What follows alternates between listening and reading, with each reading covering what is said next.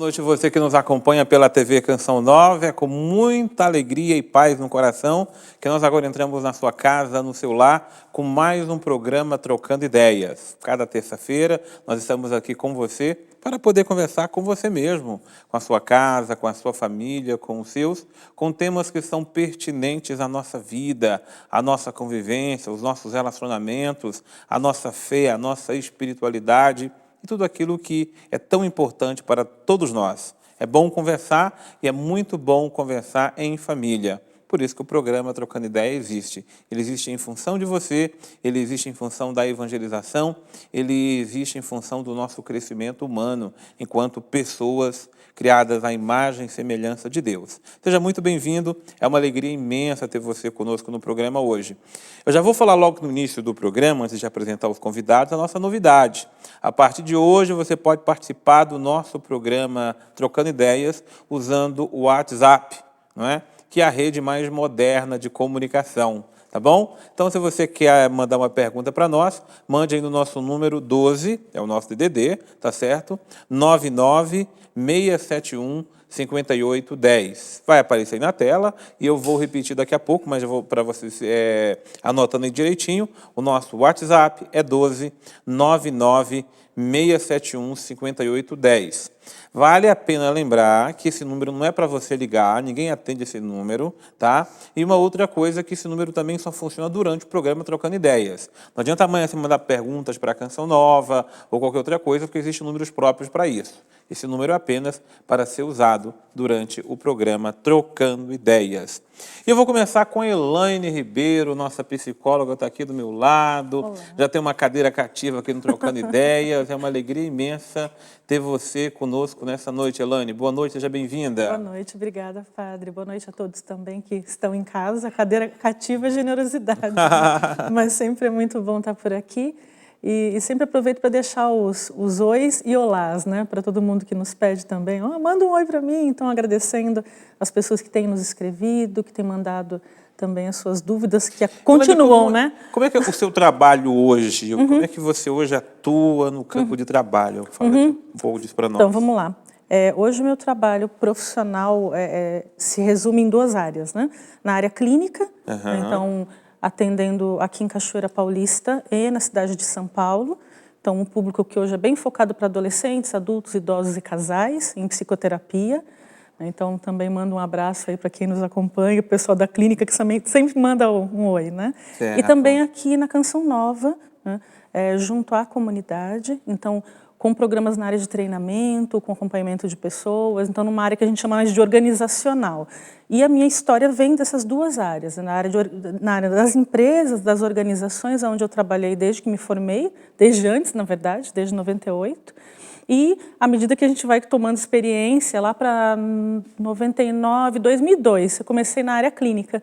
Então, são as duas vertentes aí. Vim me especializando, né, nas duas áreas. Então, que bacana. Então, essa foi a construção da carreira que não para, né, Padre? Hoje também continuo me formando aí em outras áreas da psicoterapia, que sempre se atualiza, né? E é importante que a gente leve também novas informações para os pacientes, novas formas de interagir com o paciente, e o que me ajuda muito, né, no dia a dia. Muito bem, Elaine, é uma alegria imensa ter sempre você conosco aqui no Trocando Ideia. Obrigada. Trocando Ideias. E aqui do meu lado eu tenho o nosso amigo Dado Moura. Ele é escritor, palestrante, sobretudo tem palestras maravilhosas sobre relacionamentos, tem livros também excelentes sobre o mesmo assunto. Vamos ter condições de apresentar aqui durante o programa. E, acima de tudo, um homem de Deus. Dado, uma alegria imensa ter você conosco aqui no Trocando Ideias. Agradeço o convite, Padre. E agradeço essa oportunidade, né, onde a gente vai poder, trocando ideias, adquirindo mais conhecimentos, né? Porque o bacana é isso, né, a gente poder compartilhar aquilo que a gente tem, que a gente nunca esgota, a gente só tem a somar. Né? A gente doa, né, aquilo que a experiência, doa o conhecimento e não se perde, a gente acumula, né, nessa troca de informação, levando um pouco para a pessoa também, um pouco da nossa experiência, e assim a gente vai fazendo o ser, né, o ser humano em si, viver melhor. Esse é o nosso propósito, através dos escritos, através do contato da internet, através dessas oportunidades que a mídia social nos favorece, a gente compartilhar e levar um pouco mais de conhecimento, de esperança, esperança que é a palavra, eu acho, né? Porque tudo que a gente faz é para redobrar essa carga de esperança que o novo pode acontecer, o novo vai acontecer, e eu espero por esse novo também nos nossos relacionamentos, não é? Coisa boa, Dada, é sempre uma alegria então imensa ter você aqui para colaborar no nosso programa. E eu vou, na verdade, começar então... Vou começar então aqui com você, Elaine. Okay. É uma pergunta que chegou agora do Fábio de Taubaté. É bom lembrar, gente, que as perguntas estão chegando via WhatsApp. Tá? Então, você que quer participar do programa, não esqueça de anotar o nosso número aí. O tema é livre, está explicado, já li, mas o nosso número do WhatsApp já está aí para você anotar também. É o 12996715810. É uma novidade, porque sempre as pessoas participavam, né, mandando através do Facebook e de outras redes sociais. Agora nós vamos centrar no WhatsApp, porque isso facilita para a nossa comunicação. Tá bom? É só você mandar e eu repito o que eu falei no início. Esse número ele não atende ligações, esse número também só funciona durante o programa para somente receber perguntas para o programa Trocando Ideias. Elaine, o Fábio de Taubaté pergunta qual é a diferença entre profissão e vocação? Vamos lá. Pergunta boa. A gente pode entender que profissão é uma ocupação. Né? Então, eu tenho uma profissão de psicóloga, então me formei, me capacitei para ser psicólogo, assim como a gente tem um caixa, um feirante, um bancário, enfim, isso é que a gente pode denominar de profissão. Quando a gente fala em vocação, a gente vai um pouco além e entende que isso é o dom. Né? Como assim o dom, Elaine? É aquilo que você gosta de fazer, é aquilo que você sabe fazer, é aquilo para qual você tem, vamos dizer assim, desejo, amor, né, o envolvimento para fazer. Então, vai muito além do que você, por exemplo, estudar para, né, ou ter a técnica para. Dá para a gente perceber isso bem quando nós, por exemplo, vamos num lugar e somos atendidos por um profissional e a gente tem uma sensação ruim, né, porque parece que aquela pessoa não gosta daquilo que está fazendo ou até efetivamente ela diz, olha, não gosto daquilo que eu faço. Ou seja, parece que aquela profissão não casa com o dom. Né?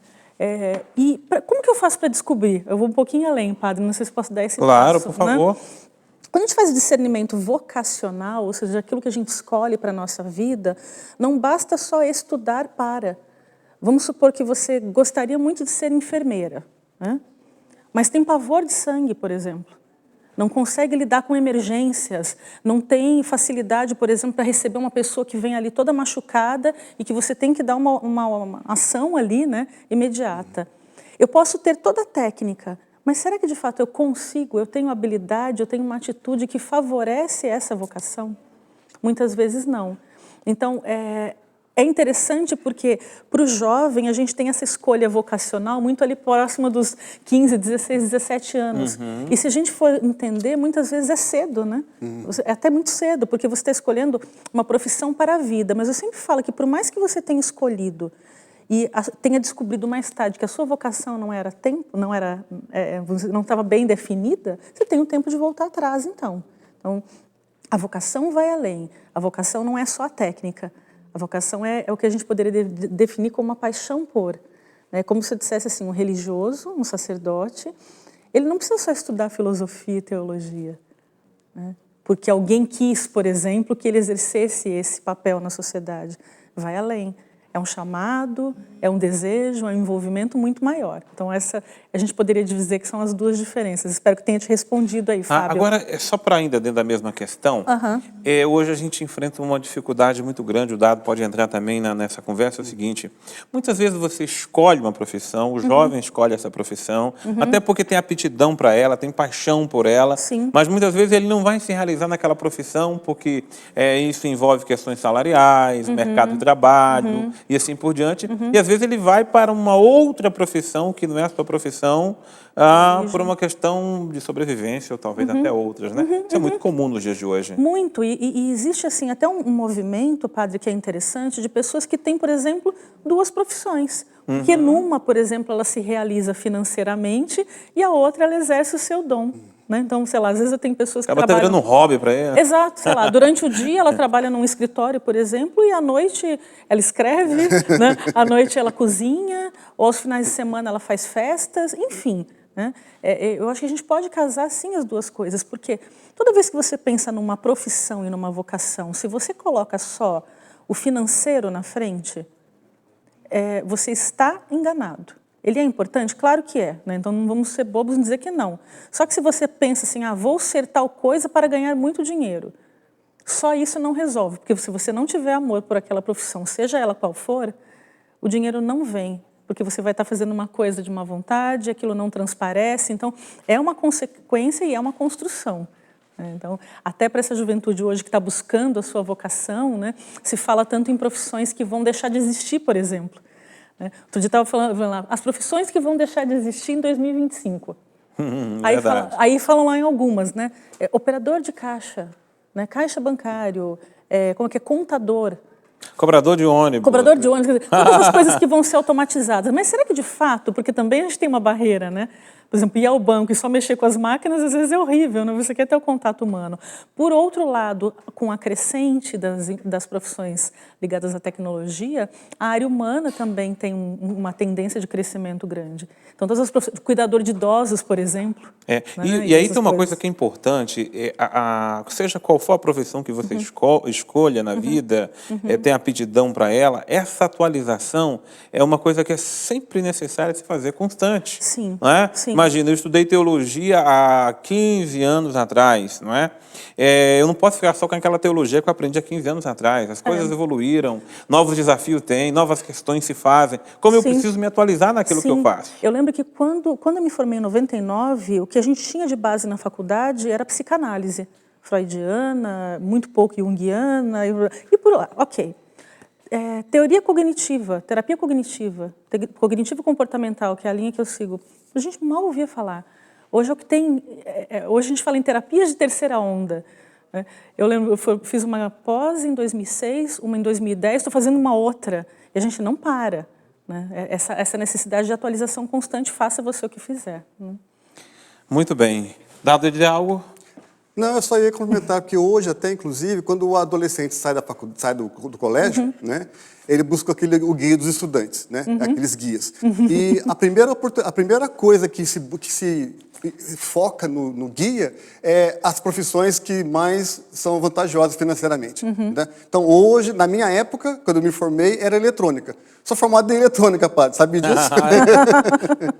E me realizo nas palavras, nas letras, não é? Então, hoje, o próprio material que tem disponível para essa pessoa que está saindo do colégio para ir para escolher uma profissão, já coloca o salário como o primeiro fator, né? Enquanto que essa imagem, essa ideia do que ela vai se realizar assim, primeiramente, fica em segundo plano. Né? Só depois, com uns 20 e poucos anos, que ele vai ter condições de falar, não, estou na profissão errada. Aí eu mudo. Né? Tá certo. Bom, Dado, gente, quem está mandando as perguntas para nós pelo WhatsApp, era muito bom que você também, se pudesse, dependendo da questão, você não queira se identificar, mas é importante que você diga de onde você está falando. Tá? E se a sua pergunta exige que tenha mais precisão, né, e quanto mais informações você conseguir passar para nós, idade, número de filhos, claro, se a questão que você manda é pertinente a esse assunto, né? Mas a identificação de onde é e de onde o seu nome, de onde você fala, ela é importante para nós. Agora, você não querendo se identificar, apenas diga isso, não me identifique, ok? Muito bem, a Carmen Lúcia, que eu não sei de onde está perguntando ao Dado, não é? Qual é o segredo para viver a dois bem e feliz? O segredo. Aliás, tem um segredo? Eu acho que... Tem uma fórmula. O segredo vai ser desvendado, né, dia após dia. Né? Até, inclusive, eu queria comentar, padre, meus pais hoje estão fazendo 64 anos de casado. Nossa. Talvez a pessoa que fosse indicar esse segredo seriam os meus pais. 64 anos de casado. Mas, Carmen, eu vejo que não tem assim, uma fórmula pronta, não é? Para se viver, eu faço isso e isso vai dar certo. O segredo nós vamos descobrindo dia a dia, ele é mutável, vamos colocar assim, né? Ele é mutável, dia após dia, aquela experiência, aquela vivência, né, com a outra pessoa vai te despertar, né? Vai dar um insight. Bom, então por aqui não há o caminho, eu vou ter que fazer por esse lado. Então é nessa prática, né? Nessa dinâmica que a vida é, né? E a vida conjugal é muito mais ainda porque você tem que conciliar duas pessoas que têm uma formação diferente, não é? Numa única veia. Eu até dizia assim, hoje à tarde, numa outra entrevista, eu falava assim, que a vida conjugal, eu tenho a minha personalidade e a da minha esposa, mas tem uma via única, onde essas duas personalidades distintas se unem, não é? Então, esse segredo que nós estamos buscando, ele se revela a cada dia. A cada dia ele se faz novo, né? Ele se desponta, é como se fosse ali o elo, né? Hoje nós estamos buscando o elo perdido, né? Mas a cada dia ele se faz. Ele se faz para você e teu esposo, para você ou então o teu namorado, descobrir, bom, como é que nós vamos resolver agora para desvendar essa caixa, para poder abrir essa caixa de Pandora, vamos colocar assim. Ou então revelar o segredo da esfinge, não é? Então, revela-me, decifra-me ou devora-te, não é? Então, isso aí é uma coisa que os dois têm que fazer. Eu tenho que fazer com a minha esposa, eu tenho que fazer com a minha namorada, eu tenho que fazer com os meus filhos, porque também, padre, quando se fala em relacionamento a dois, muitas das vezes as pessoas se fecham só na esposa com o esposo, do namorado com o namorado. Mas não.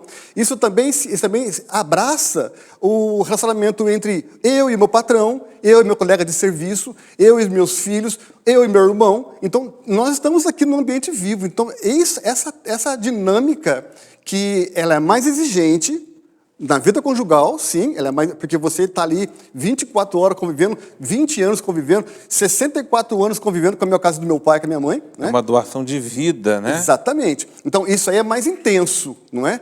Mas não menos importante também é descobrir o segredo para você viver bem também no trabalho, com os seus irmãos, com a tua vizinha, com teus... Enfim, com toda esse grupo. Aliás, gente, relacionamento humano é um desafio para todos nós, em todas as etapas da nossa vida, Sim. não é? E o Dado trouxe bem aqui uma gama maior de relacionamentos, porque, na verdade, todo relacionamento humano tem a sua riqueza, mas tem as suas exigências. Sim. Né? E aqui, eu acho que é uma coisa muito importante para a gente prestar atenção, sobretudo nos tempos em que nós vivemos, onde há uma tendência muito grande de exacerbação do nosso ego, não é? Ou do individualismo. Não é? Eu acho que esse individualismo ele acaba atrapalhando demais, não é? Qualquer tipo de relacionamento. Eu vou me relacionar com um Dado como meu amigo, mas eu só penso em mim. É difícil esse relacionamento crescer, ser frutuoso, porque tudo gira em torno de mim. Né? Eu tenho a Elaine como amiga, mas é só em função de mim a nossa amizade. Exato. Né? Então se torna uma função muito em torno de mim. E aí você vai falar do casamento e outras esferas de relacionamento. Quando o individualismo está ali presente de uma forma muito exacerbada, é complicado esse relacionamento ser produtivo. Né? Ainda que a pessoa que vive assim, que pensa assim, ela acaba cada vez mais se isolando. Porque se é o mundo dela, se eu não me adequo ao mundo dela, eu estou fora. Ela me excluiu. E nem eu, todavia, vou querer estar com alguém assim. Não é? Então ela acaba ficando sozinho. Então, se alguém está ficando sozinho, é bom rever então os conceitos a respeito de o que é o relacionamento para ela, não é, padre? E às vezes a pessoa, né, Elaine, a gente vai escutando as pessoas sempre só conseguem enxergar o problema dos outros. É claro que eu acredito que o outro também tenha problema, Sim. mas às vezes é uma dificuldade muito grande também da pessoa enxergar-se como ela também não consegue se desdobrar para um relacionamento acontecer. Sim. Isso é importante, né? Muito. E quando você recebe hoje na clínica, sabe que muitas pessoas vêm procurar, você pergunta para ela assim, o que você quer trazer, né? Para a clínica, para esse momento de terapia? Autoconhecimento. Eu quero me conhecer melhor. Porque parece que ela também perdeu um pouco dessa percepção de si, mas também ela perdeu um pouco da percepção de como ela se relaciona com o outro. E aí começam os problemas, né? Quando você entende que na relação você só quer se beneficiar, ou que no primeiro problema a solução mais fácil é a rápida, então vamos parar por aqui e depois a gente continua, ou não continuamos, ou nem conversamos a respeito, né? Então, de resolver as coisas dentro de casa, com seus recursos e tudo mais. Dado, vamos então à próxima pergunta. A pessoa não quer ser identificada, diz o seguinte: eu gostaria que você falasse sobre a diferença de idade num relacionamento amoroso. Por quê? Ele diz que é 14 anos mais velho que da garota na qual ele está interessado. E ela também está interessada nele. Mas isso está sendo um empecilho para ambos, né? Porque a própria sociedade já olha com desconfiança, a família e assim por diante. Então, eu costumo dizer o seguinte, sabe, padre, e também para essa pessoa que não quer se identificar. Eu vejo que num relacionamento onde a idade, né, tem uma diferença de idade, o casal ele tem que perceber o seguinte, que se eu sou 14 anos mais velho que a minha namorada, eu tenho que ter consciência que o que para mim já foi vivido, o que para mim já foi uma experiência, para minha namorada vai ser inédito. Então, eu vou viver sempre um replay. Você imagina uma pessoa que está aí com 14 anos. Ele está 14 anos à frente da pessoa, viveu 14 anos de experiência que a outra não viveu. Então, essa pessoa, o mais velho, ele vai ter que ter a paciência, a experiência, a docilidade para trabalhar com as situações que para a namorada ou para o namorado vai ser inédito, não é? E, por sua vez, a namorada, que é a mais nova, ela vai ter que também desenvolver, talvez, a exigência, a parte até da pessoa mais nova, de compreender, não é? De tentar alcançar que o namorado, ele está 14 anos adiante. Então, quando ele fala, imagina só, quando a gente fala assim para o filho, por exemplo, não suba na poltrona. A gente fala com uma experiência já avisando que ela vai cair e pode se machucar, não é? Agora, você imagina eu falar assim para minha namorada, essa roupa está muito decotada, um exemplo. Por quê? O rapaz mais velho, ele já viveu experiências que ele percebeu que aquele tipo de roupa, em determinado lugar, vai chamar muita atenção, enfim, outras coisas mais. Não é? Aí a pessoa que tá vivendo aquela experiência, que de repente, para mim, uma roupa decotada diz uma coisa, para a pessoa em si não quer dizer nada. Não é? Então, essas coisas, não é, que eu vou ter que trabalhar. Eu vou ter que ter paciência de ver, bom, para minha namorada isso é inédito, isso ainda é novo para ela. Não é? Por exemplo, eu tenho, vamos supor, eu estou aqui, 14 anos mais velho. Para mim, ir para uma balada já é assim, uma coisa mais exigente. Não é? Eu estou ficando mais velho, já não tenho mais energia. Né? Agora, para uma pessoa 14 anos mais nova, a balada ainda faz parte do cotidiano, da noite, da vida noturna dela. Não é? Então, eu vou ter paciência para poder acompanhar a minha namorada, que ela é mais nova, nas coisas que para ela também são importantes. Então, essas coisas, não é? Que o ajuste que se faz. Que é a dois. Né? Então, eu tenho que ceder, e ela também tem que ceder. Eu tenho que esperar o tempo de amadurecimento dela para poder entender aquilo que, para mim, hoje é uma verdade clara, não é? Mas para a pessoa ainda está sendo vivido. Não é? Mas, como eu falei no comecinho, né?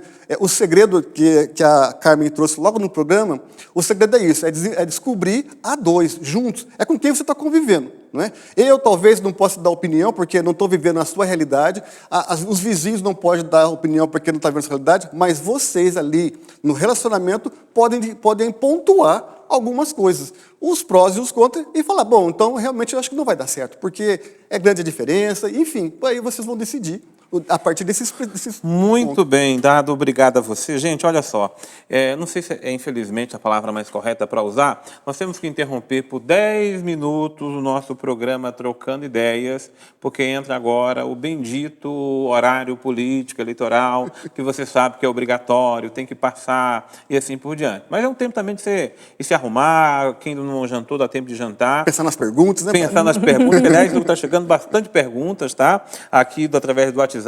12996715810. Você pode continuar mandando as perguntas para que a gente vá, ok? Só lembrando que do dia 23 a 25 de setembro tem acampamento da Divina Misericórdia aqui na Canção Nova, tá? Coloca aí, esse final de semana já, né? Esse final de semana agora, tá? 23 a 25 de setembro aqui na Canção Nova, acampamento da Divina Misericórdia. Você está convidado para estar conosco, porque a gente ama o coração misericordioso de Jesus, e esse coração misericordioso nos ama demais. Vamos então aí para um breve, aliás, um longo intervalo, porque tem horário político, mas a gente volta depois com as outras questões com você, Trocando Ideias.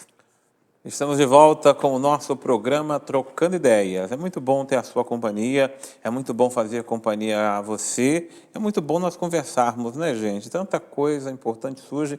Eu digo a você o seguinte, o primeiro a aprendermos com a pergunta de cada um somos nós. né? Então, quando você vem, fala de você, traz seus questionamentos, é um aprendizado para todos nós. Tá bom? Tá chegando bastante perguntas, mas você pode mandar a sua também no nosso número aí do WhatsApp. A Elaine sabe de qual o número do nosso WhatsApp?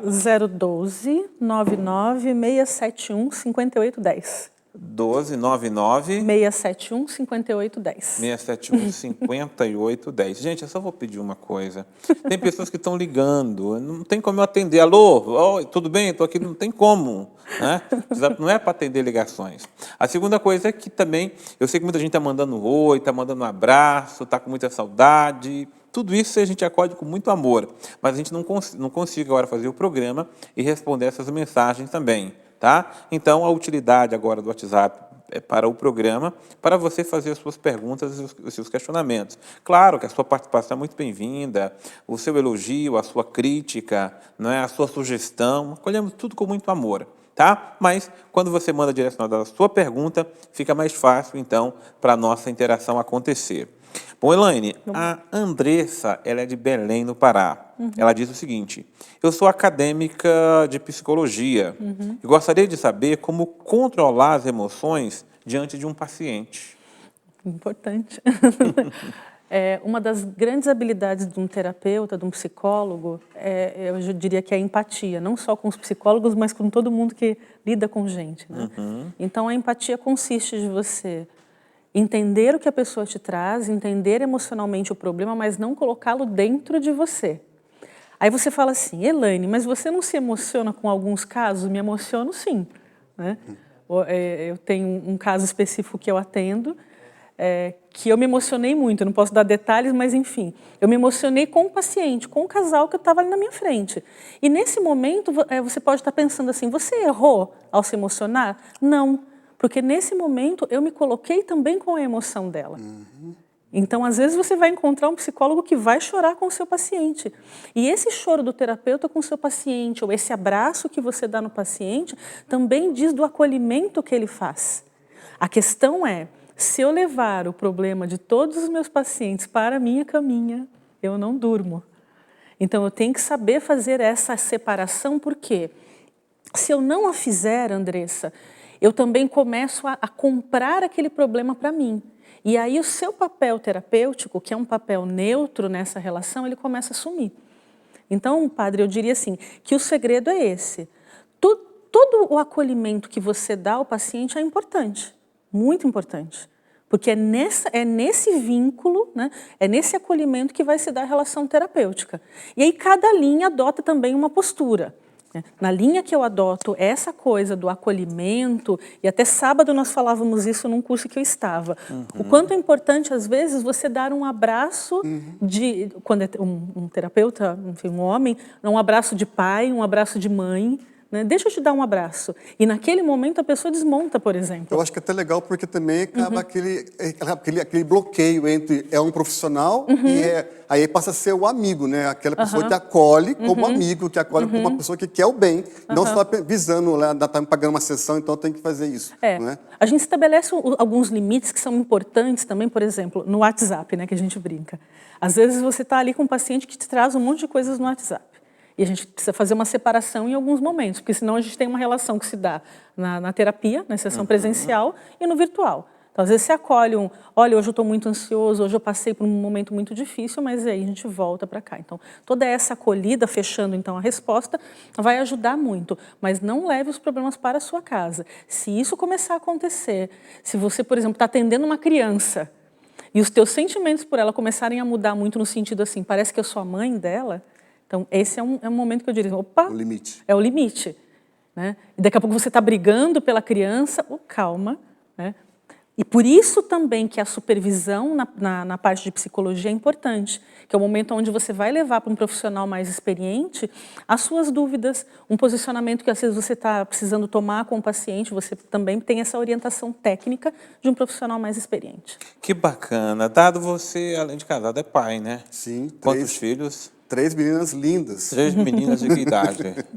Bom, uma tem 29, a outra 27, e a caçulinha faz aniversário dia 23 agora, faz 19 anos. Tá bom. Então, por favor, ajuda aqui esse pai ou essa mãe de família, não quer ser identificada, que eu te pergunto o seguinte: como agir quando o filho não quer mais estudar aos 19 anos de idade?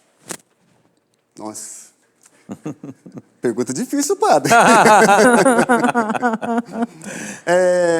Eu penso que... Bom, o que eu faria? Eu queria saber do meu filho, então, que razões que ele me daria, que ele me dá, para justificar o desejo de não estudar. Não é? Porque pode acontecer, eu acho bem remota essa possibilidade, que ele tenha um problema na escola. Porque quando era criança, eu também tinha um problema na escola, não é? Só que eu não sabia me dizer naquela época. Então, agora eu falar para o meu filho, você tem 19 anos, não é? O que faz você não querer estudar? Não é? E colocar para ele também as desvantagens de uma pessoa em pleno século XXI que se limita, né, ao conhecimento básico de saber a tabuada, por exemplo. Não é? Saber ler, saber escrever. Daqui a 10 anos, ele está com 29 anos, ele vai querer namorar, ele vai querer comprar os bens dele, ele vai querer crescer na vida. Só que o mundo ele vai exigir conhecimento também. Agora, como é que essa pessoa vai corresponder, não é, às exigências do mundo tão rápido que é o nosso que nós estamos vivendo, daqui a 10 anos, por exemplo, estagnado, né, a um conhecimento ainda primário. Né, então, essa ideia, né, que você, pai, tem do futuro, né, você tem bagagem para poder passar para o seu filho essa imagem do futuro. Então, você pode trazer essa consciência para ele. Daqui a 10 anos, daqui a 20, você vai ser o quê? Se hoje, para ser até um catador de lixo, exige um conhecimento básico, não é? Uma formação acadêmica, não é? Então, hoje, cada vez mais, vai se exigindo. Antigamente, no meu tempo, precisava do colegial. Hoje pede faculdade, hoje pede pós-graduação, MBA. E a Helena está aí para poder dizer mais o que precisa para você manter na ativa. E esse filho de seus 19 anos, ele tem como se fala, projeções para o futuro. Não é? E se ele parar agora, ele está parando no futuro dele. Ele está parando na vida dele. Então, é essa consciência que nós temos que trazer. É claro, aliado a isso, de repente, pode ser um problema familiar, pode ser um problema entre pai e filho, que pode até acontecer, padre, de ser uma forma de agressão ao pai, aos pais. Então, uma forma de agredir o pai, ele fala, não, eu não quero mais estudar. Mas, no fundo, ele não quer deixar de estudar. Ele quer agredir o pai. Pode ser uma relação até familiar ali entre pai e filho, né, que precisa ser pontualizada nesse sentido. A maneira com que ele achou, o artifício com que ele achou para poder agredir, foi falar, não, então eu não estudo mais. Não é? Pode ser, eu estou falando aqui nas suposições, mas pode ser uma das causas. Até porque a pergunta não chegou de uma forma muito ampla, não é? A gama de possibilidades são muito grandes em relação a isso. Né? Pode ser que essa pessoa também nunca gostou de estudar, ele conseguiu terminar lá o estudo básico, fundamental, o ensino médio, e a pessoa não tem motivação nenhuma para estudar. Sim, pode ter dificuldades, né, de aprendizado. Dificuldades de aprendizado. A falta de motivação, né? Às vezes o ambiente escolar também não é o mais favorável para aprendizado, e aprendizado vem disso também, de estímulo. Né? Agora, até vou fazer uma ponte lá com o primeiro bloco. Nem sempre fazer uma faculdade é garantia de felicidade. Uma vez a gente estava conversando aqui no Instituto e falando assim, poxa, eu sou comerciante, eu sou feirante, eu sou artesão, e sou feliz fazendo isso. Né? Então, encontrar também as outras motivações que estimulam o seu filho, talvez seria interessante, né? Sim, é interessante, mas eu quero fazer uma ponte com o que você falou, com o que ele falou, pelo seguinte, eu também acho, de repente, você não precisa ter a faculdade, aquele diploma ou tal, mas toda profissão hoje, até para ser um feirante, quanto mais aperfeiçoado você é naquilo que você vai fazer, não é, você vai ser melhor. Você imagina um garoto, por exemplo, que sonha em ser jogador de futebol, né? A pessoa sonha, para ser jogador de futebol não tem exigência de diploma nenhum. Né? O jogador de futebol, se não tiver nem o estudo primário, não tem problema. Né? Ele vai ser um jogador de futebol. Apenas que não dá para se esperar que uma pessoa vai viver só de jogar futebol. Claro. Até porque de 1000 meninos que vão jogar futebol, um vai conseguir ser um Ronaldo na vida. Né? Os outros 999... E o que ele vai ser depois da carreira, né? Não, e outra coisa, e às vezes a carreira ela termina até de uma forma precipitada, antes, né? Se machucou. O que vai ser da vida? Claro. Né? Olha para muitos ex-atletas, por exemplo, aí, não é? Que teve um tempo que teve o auge da carreira, mas hoje não sabe o que fazer. Você é comentarista de esporte? Não, tem vaga para 2, para 3, para 4. Enquanto que aquele que estudou, padre, depois deixou o futebol, ele fez uma outra carreira paralela. Aquilo que a Elaine trouxe no bloco anterior, eu acho que todo mundo tem condição, todo mundo tem muitas habilidades. Todo mundo que pode ter mais de uma profissão, se especializar em mais de uma coisa. Você é cinegrafista, meu filho, aprenda a fazer mais coisa, pelo amor de Deus. Fica só ir atrás da câmera, não, tá? Eu digo isso porque tem muitos de vocês que aprendem. Ser cinegrafista, aprende a ser um editor. Eu acho bonito esses meninos, por exemplo. Muitos deles estão trabalhando aqui na Canção Nova, né? Como cinegrafista, e fazem um trabalho bico por fora, edita programa, isso, aquilo. O que é? A pessoa está aperfeiçoando aquilo que ele está fazendo. Sim. Eu tive uma professora que falava ainda mais isso. Adiante. Ela falava, nunca coloque os ovinhos numa cestinha só, né? Então, se você tem uma profissão, esteja trabalhando em outros lugares, esteja fazendo outras coisas, né? De repente, com esse menino, pode estar faltando um lance muito grande de motivação. Né, de o que eu tenho. E hoje não é uma crise só do seu filho, aí de 19 anos. A moçadinha dos 12, 13, 14, 15 anos, que gosta dos youtubers da vida, acha que vai lançar um livro, por exemplo, e vai ganhar milhões. Não é bem assim. E tem sido um desafio para os pais aí em casa que estão assistindo e devem entender. Fernanda, nós temos ainda 5 minutos, é isso?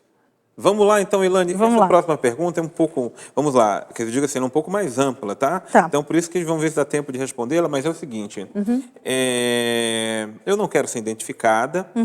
Eu tenho depressão e sou cheia de altos e baixos. Não aceito de forma alguma essa ideia de ter que tomar remédios. Eu confio em Deus e em Nossa Senhora. Queria que eles me curassem sem que eu ter que ficar tomando medicamentos. Já pedi tanto em minhas orações que eles me levassem, pois sinto saudade de Deus, parece até estranho. Desde adolescente que tenho essas coisas, essa saudade de Deus, como se aqui nada fizesse mais sentido. O que eu posso fazer? Bom, você comentou de uma questão muito forte que são os altos e baixos, né? Claro que a sua fé é um elemento extremamente importante, né? No entender aquilo que você tem, no entender essa depressão, que precisa ser identificada se de fato ela é uma depressão apenas, se ela tem outras questões que estão atreladas, porque você fala de uma oscilação de humor, então isso é importante. Você fala de outras ideias aí que estão relacionadas ao teu desejo de não estar aqui, né, nessa terra. Então, eu diria a você, quanto mais você resiste, talvez mais você sofre. Uma palavra que nós usamos muito hoje em dia em terapia é o quanto você tem a aceitação da situação que você tem. Porque você vai brigando com ela. Enquanto você está brigando com ela, degladiando com ela, você não consegue aceitar o diagnóstico, também você não consegue cuidar. Isso a gente pode falar de depressão, padre, ou de qualquer outra situação, né, de saúde. Então, o primeiro passo, será que você encontrou a pessoa certa, o médico adequado, que acolhesse você, que entendesse a sua história e que não recusasse a sua fé, mas que ela também fosse um elemento na ajuda para o seu tratamento? Tudo isso que você vai contando é muito característico da pessoa que sofre de depressão. Mas o que me chama a atenção na sua pergunta, né, são os altos e baixos, que traz um sofrimento muito grande. E que às vezes não só a situação, a espiritualidade, perdão, vai conseguir te ajudar.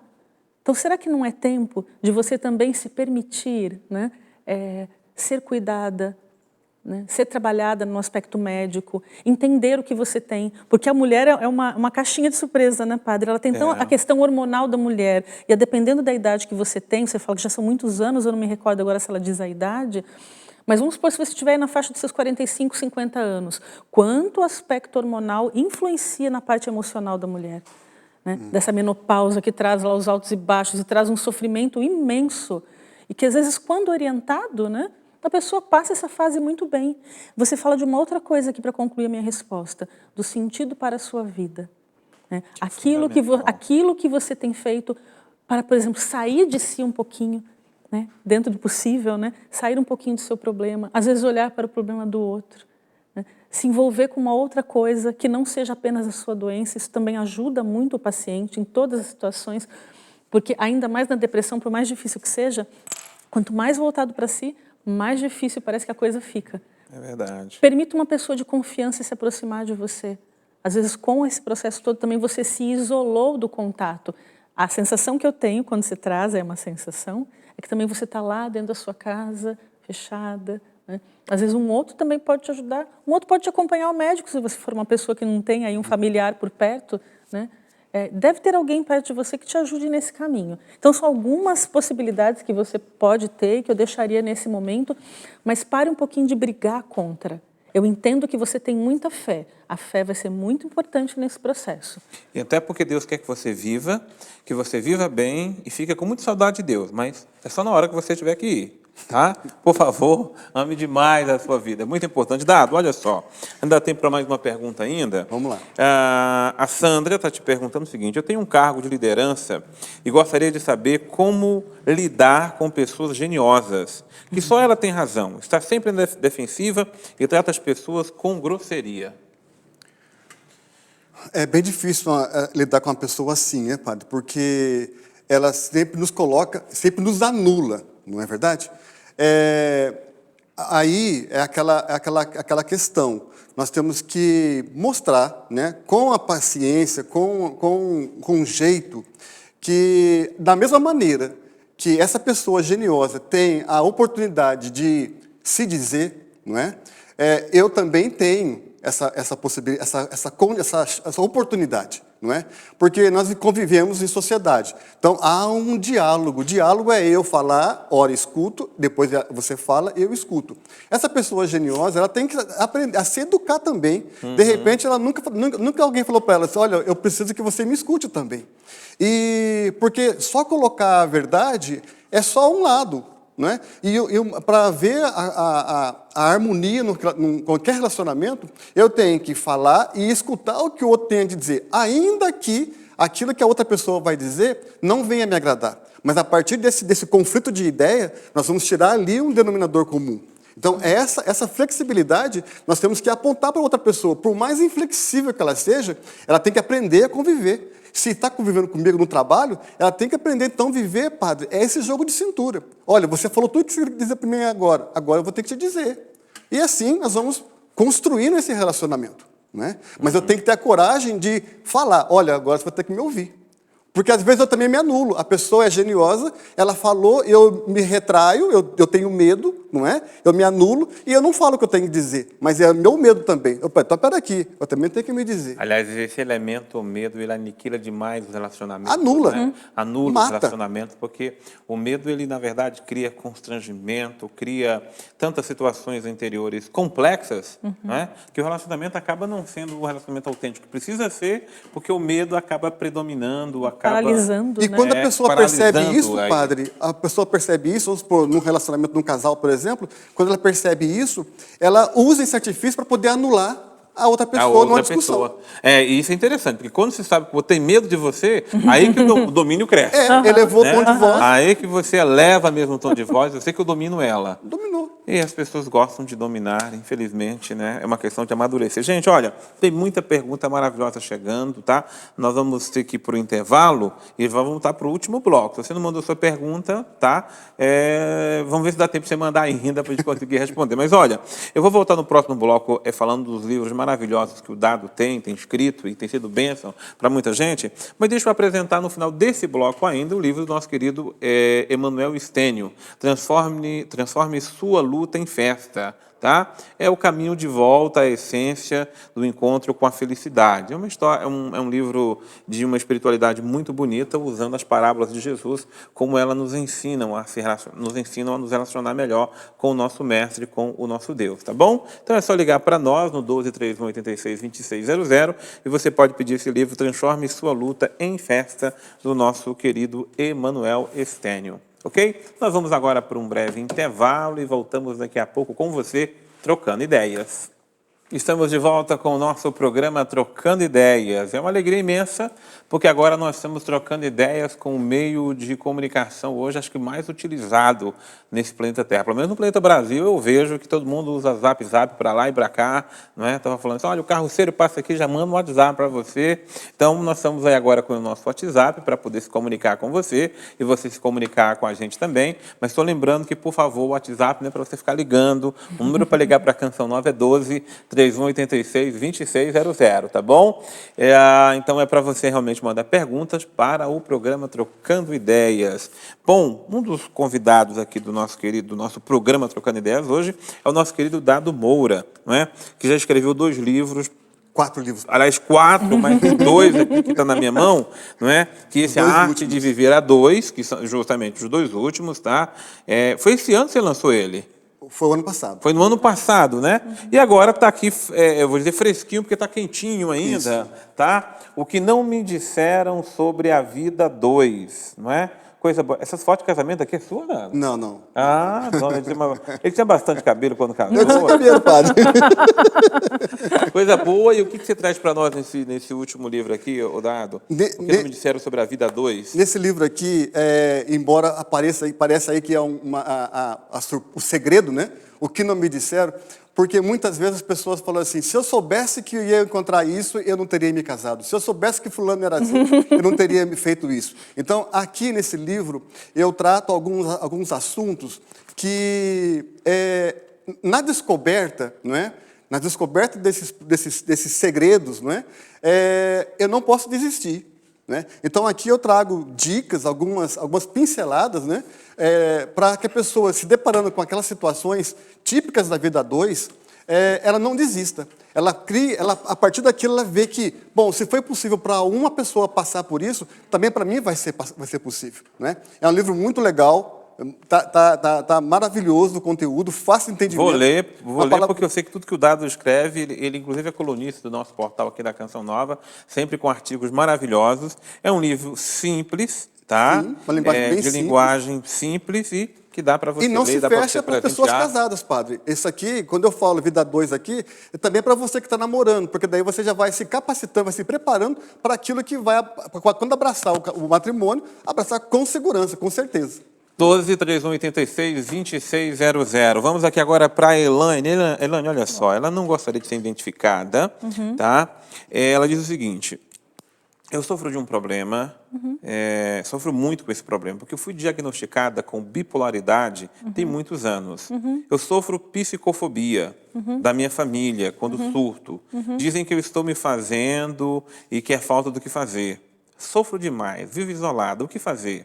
Ela disse, tem 20 anos que eu sofro. Manda eu trabalhar, sendo que eu tenho um atestado de 3 psiquiatras que me atestaram que eu não posso trabalhar. Sei o que fazer, é muito sofrimento. Ela disse, não sei o que fazer, ao contrário, não sei o que fazer. É muito sofrimento e fico mal com cada julgamento. Onde moro, muitos me chamam de louca por causa da minha família. Dizem que eu estou sempre fingindo. Já tentei suicídio e fico querendo sumir para longe. Como lutar sozinha contra a psicofobia? Tá. Eu imagino que você tem alguma questão ligada à fobia social, uma fobia no contato com pessoas. Acho melhor denominar dessa forma. Para que você consiga lidar com a tua bipolaridade, além da medicação que é necessária, então você me dizer que tem laudos de psiquiatra e tal, a orientação dos psiquiatras à sua família é importante, para que eles entendam o que é a bipolaridade, as oscilações de humor que vão lá de uma fase mais depressiva a uma fase mais maníaca, digamos assim, né? De euforia, enfim, né? Mas que você consiga lidar com isso através da psicoterapia, porque aí, nesse espaço, mais do que apenas na psiquiatria, né?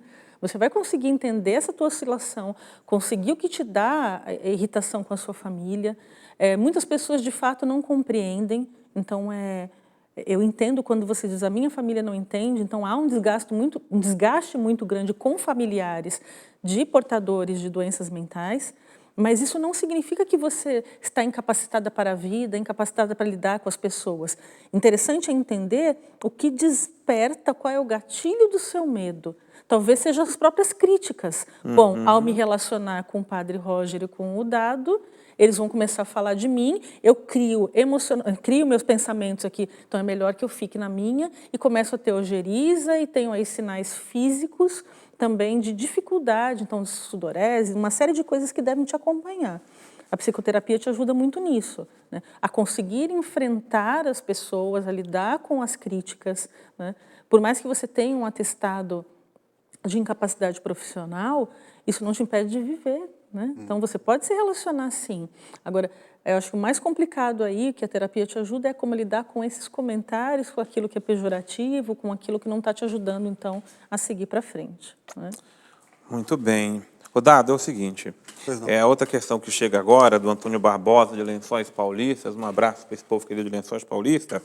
No mundo atual, as novas tecnologias têm tirado casais e filhos do convívio, mesmo dentro de casa.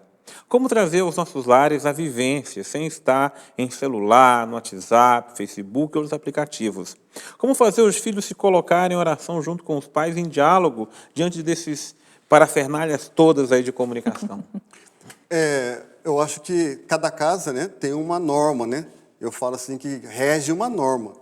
Eu acho que, no caso, por exemplo, os pais, eles podem estabelecer uma norma, por exemplo. Né? Em casa, nós vamos, na hora do jantar, por exemplo, vamos aí jantar junto, né? Vamos comer junto, vamos chamar as pessoas para poder ir. E na hora desligar o celular também. Ninguém põe o celular na mesa. Ninguém põe o celular na mesa, por exemplo. Né? Estabelecer meios, né, para que possa fazer valer essa vontade do pai. Não é? Ele vai criar dispositivos próprios na casa dele para poder fazer acontecer que hoje, padre, fica muito difícil a gente se desconectar, porque a cada dia mais a tecnologia nos envolve, nos prende, né? É verdade. Então, eu tenho que descobrir meios, né, para conciliar, para viver com ela.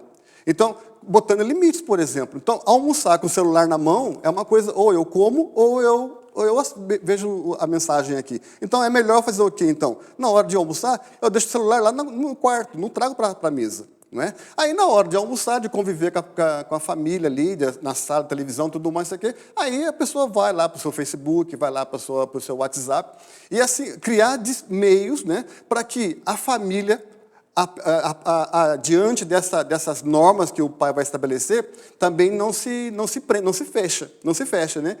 Porque daí fala assim, não, é proibido aqui. Essa coisa assim, muito assim, enérgica, né? Repele. Então, ele vai criar meios, né? Olha, gente, eu gostaria, por exemplo, né? Eu gostaria que quando viesse para a mesa, deixasse o celular lá. Eu gostaria que, por exemplo, a hora de responder os e-mails fosse, sei lá, a hora de... Menos na hora da convivência familiar. Da hora da convivência familiar, não é? E a experiência da oração é a prática, né? É aquele negócio de ir convidando hoje, ir convidando amanhã, ir convidando depois, não é? E estabelecendo também os meios para que um horário que seja também pertinente ao menino. Porque, padre, imagina se eu chamar minha filha para rezar comigo, rezar um rosário, né? Ela não vai ter paciência para rezar um rosário. Então, eu tenho que ver, bom, se para ele rezar lá, vamos supor, 10 minutinhos de oração é o suficiente, eu rezo 10. Aí, com o tempo, eles vão ganhando um gosto, motivação, aí né? vai. Então, esse jogo de cintura, que para nós que somos pais, é exigente. Nós temos que pensar adiante. O que vai satisfazer o meu filho? O que eu posso trazer para o meu filho, desde que para ele não seja uma coisa enfadonha, não é? Então, o terço é muito longo. Uma missa de 2 horas é longa para ele. Eu vou numa missa então, semanal, que é missa de 40 minutos, meia hora. E achando esses meios. E a gente vai trazendo. A gente não vai perdendo nossos filhos. O Elaine, eu não sei se já tem um nome para essa síndrome de dependência de redes sociais ou dependência desses mecanismos todos, porque hoje é uma síndrome já, não é? Tem sim. Existem estudos já de dependência tecnológica. Dependência tecnológica. Dependência tecnológica. Eu tenho um manual deste tamanho. Olha aí. Tem quase umas 400 páginas só falando de dependência tecnológica. Dentro do Hospital das Clínicas existe um departamento que cuida disso. Né? Porque o que acontece? A dependência tecnológica é como a dependência de qualquer outro vício. de jogo, de bebida, ela ativa as mesmas áreas do cérebro. Então, quando você tira, você começa a sofrer sintomas de abstinência, irritabilidade. Então, não é incomum você ver, por exemplo, no teu filho em casa, quando você arranca o videogame dele, ou o celular, ou o tablet, ou sei lá o quê, ele começa a ficar irritado. E ele começa a ter... A ansiedade aumenta, a sudorese, você fala, ué, que coisa estranha. Né? É essa dependência instalada na pessoa. Por exemplo, esquece o seu carregador em casa. Nossa! Eu precisava do celular aqui e estou com 15% de bateria. Falei, meu Deus, não vai dar conta. Então, você fica mal com o negócio. Então, é tão colocado para nós, claro, é uma realidade. Então, a gente não pode tirar que tem um favorecimento disso. Mas que nós não conseguimos, às vezes, ter atividades normais que nós tínhamos no dia a dia sem o celular. E o que me preocupa, a partir da pergunta que foi feita, é certas situações que se criam para a convivência humana, para a convivência familiar, que dificulta demais. Por exemplo, a pessoa está na mesma casa, para chamar a outra, ela manda mensagem pelo WhatsApp. Né? Ou já não chama mais o fulano para vir aqui. Mas, tá? padre... A pessoa está na mesma sala, ela manda um recado ali pelo computador. Não pode falar, oi, fulano. A comunicação vai perdendo. É engraçado que quando a televisão o preço se tornou mais popular, era comum nas casas ter uma televisão na sala e uma televisão no quarto dos filhos. Né? Era muito comum isso. Aí foi aquela polêmica também de como trazer meu filho para dentro da sala, tudo mais, isso aqui. A mesma coisa está acontecendo hoje com o celular. E nós não descobrimos uma maneira de trazer o filho do quarto para a sala, né? com a televisão, tirando a televisão do quarto. A mesma coisa nós vamos descobrir, né, na vivência, de conviver também com essa tecnologia portátil, não é? Então, é a mesma coisa que vivemos lá nos anos 60, 70, com a televisão no quarto das crianças, nós estamos vivendo hoje com a tecnologia, não é? Sim. Claro que tem essa dependência também que é muito grave. Né? E eu digo o seguinte, gente, um tempo desse eu estava identificando em mim uma dependência do auditório. Tem mensagem para mim? Procura Elaine, pai. Aí, a primeira coisa que eu acho que é importante é você identificar. O que eu fiz? Eu tirei o alerta. Não quero ver mais alerta, não. Então, eu tinha um alerta. Toda hora tinha um alerta te dando mensagem. Né? Tem 40 mensagens, tem 60 mensagens para ler. Não, eu não ponho mais alerta, chegou mensagem, tudo bem. Na hora em que eu tiro, no final da manhã, no final da tarde, aí eu paro para olhar quais são as mensagens que chegaram. Não é? Porque se você deixar, fica o tempo inteiro chegando mensagem para você. Então, você tem que estabelecer regra para você mesmo. Então, se você não percebe, você vai criando uma dependência realmente. Eu respondo meus e-mails à noite. Chegando em casa agora, eu vou responder meus e-mails. Padre, por que você ouviu minha mensagem? Olha, não vi ainda, não tive tempo, não é? Porque senão eu não me foco em outras coisas. Exato. Tá? Bom, Elaine, vamos lá? Aliás, é o seguinte... sei que tem muitas perguntas, não vai dar tempo de fazer todas, eu tenho que dizer isso. Vocês vão procurar depois responder, certo? Mas essa aqui, todas são importantes, tá? Mas aqui, olha só. Meu nome... Vou estar dizendo o nome dele. Meu nome é Rodrigo. Recentemente, minha esposa teve uma doença complicada. E essa doença mexeu com o seu psicológico. Vivemos em constantes brigas. Já não sei mais o que fazer. Penso diariamente em buscar uma ajuda com um psicólogo para não acabar com o nosso casamento. Você acha que isso ajudaria? Tá. Rodrigo, eu acho assim... Primeiro, compreenda com o médico que acompanha a sua esposa qual é a consequência psicológica que isso, enfim, essa situação, né, trouxe para a tua esposa. Esse é o primeiro ponto. Então, quais são os reflexos disso que ela teve para o emocional, para o psíquico dela? A partir daí, desse reflexo, então, pode pensar o seguinte, é só você quem precisa de terapia para lidar com ela, é o casal que precisa de orientação, né, sobre isso, mas acho que talvez possa começar na parte médica, né, para depois se encaminhar. Porque também tem uma coisa assim, eu tenho uma queixa do marido e eu vou para a terapia. E às vezes aquilo fica rodando só em torno das queixas que eu tenho. Se essa terapia não te permitir a lidar com a situação que está acontecendo com a sua esposa e vocês chegarem a um consenso, a uma reorientação desse casamento, também não vai ser muito, vamos dizer assim, frutuoso, né, o processo terapêutico. Mas acho que parte daí, entender quais foram as consequências. Ela teve, por exemplo, alguma perda? Existe alguma perda neurológica? Existe alguma limitação física que pode estar dando para ela um processo depressivo? Então, a partir daí, sim, e até questionar o médico. Doutor, né, o que o senhor acha? Né? Para nós, seria importante, é importante isso? se você está com essa dificuldade, só de buscar a melhor orientação, né, para que a terapia talvez te ajude primeiro a lidar com ela, com a doença e com isso que está acontecendo no casamento. Mas às vezes a terapia de casal vai ser mais importante, mais interessante talvez, né, nessa questão. Ajuda para os dois, né? Para os dois, exato. Muito bom, Elaine. O Dado, a pessoa não se identifica, mas diz o seguinte: eu era uma pessoa muito amorosa e sempre estava apaixonada pelo meu esposo. Mas agora eu vejo que está ficando cada vez mais frio o nosso relacionamento, pois ele tem diabetes, não tem mais vontade de nada. O que posso fazer? Tenho 38 anos de casada. Gosto muito de trocando ideias, faz 8 anos que participo e adoro as perguntas. Mas essa perca do interesse pela pessoa do outro com o passar do tempo. Nós temos que fazer as descobertas. Engraçado, padre, é que, veja bem, que a primeira pergunta falava do segredo da convivência, né? E hoje, todo o fio, toda a conversa está em cima dessa linha. Nós temos que descobrir esse segredo de encantar. Porque, você veja bem, a vitalidade que eu tinha com os 22 anos, com 23 anos, não é a mesma que eu vou ter daqui 30, 40 anos, eu com 50, com 60 anos, não é? Então, o casal ele vai ter que se descobrir também novas descobertas, não é? Diante dessas situações que não tem escapatória, nós vamos viver, não é? Então, ele tem a diabetes, o marido tem a diabetes, então é mais um agravante, mas nós temos que descobrir, não é? Como me tornar, reencantar, não é? Porque o teu esposo, apesar da doença, apesar das coisas que estão acontecendo, que está esfriando, ele não se limita apenas aos atributos naturais, ele não se limita apenas à libido, ele não se limita apenas a essas coisas que aparentemente estão deixando de encantar. Não é? Ele é muito mais que isso, ele tem outras qualidades que você descobriu lá atrás, padre. Ela descobriu lá atrás quando se encantou por ele e falou: não, eu quero me casar com você. Então, é essas qualidades hoje, minha amiga, que você vai ter que resgatar para poder sobrepor essas outras, não é? Que naturalmente, com o tempo, com a idade, elas não são mais resposta tão imediata quanto antes. Né? Eu estou me referindo aqui agora à libido. Não é? Então, é claro que hoje, aquilo que a pessoa tinha com 25 anos era uma forma, com 50, com 60, com 70, é outra. Mas não por isso eu vou deixar de estar casado porque eu não consigo corresponder, não é? Intimamente com a minha esposa.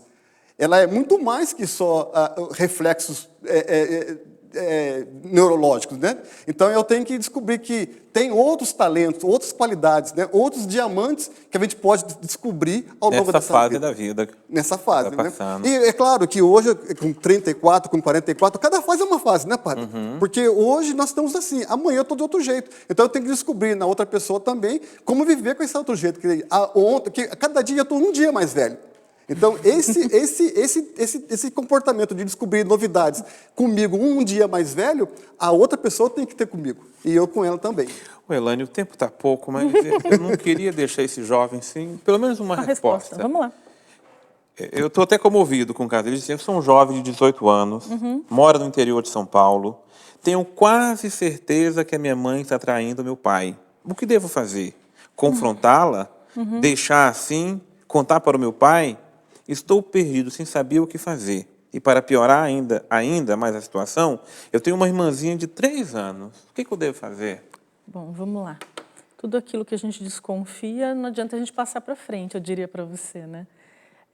Qual é o grau de relacionamento que você tem com a sua mãe, de liberdade até, porque às vezes a família é tão fechada, né, nas situações, mas eu diria a você que fosse até com ela e conversasse. Não adianta você, por exemplo, chegar no teu pai e falar: olha, eu estou desconfiado que está acontecendo algo, porque isso daí são suposições, né? É horrível trabalhar no campo das suposições, entendo a sua situação, mas eu chegaria nela e conversaria.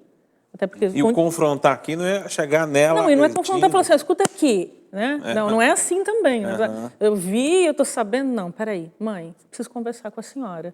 Num local adequado, num momento onde você saiba que você não vai ser surpreendido, né? Pela chegada de pessoas, então...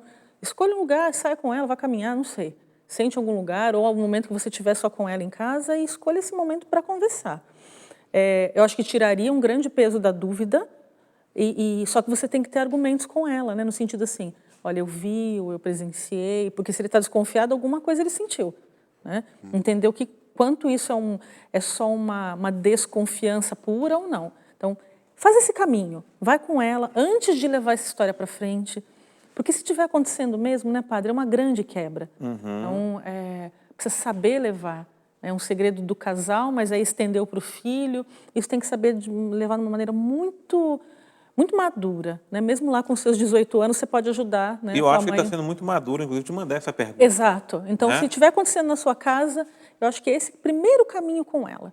Né? E não desanime, não. Acho que ficar na dúvida, né, padre, é muito ruim. Muito ruim.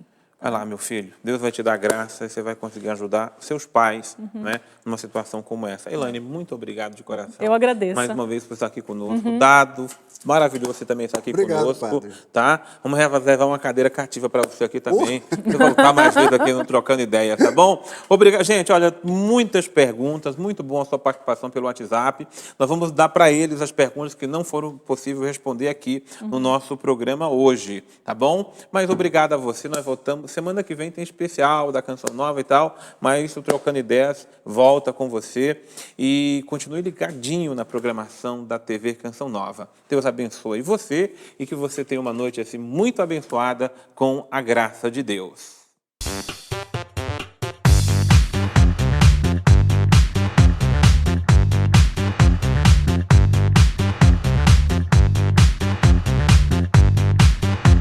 CançãoNovaPlay.com. Assine já!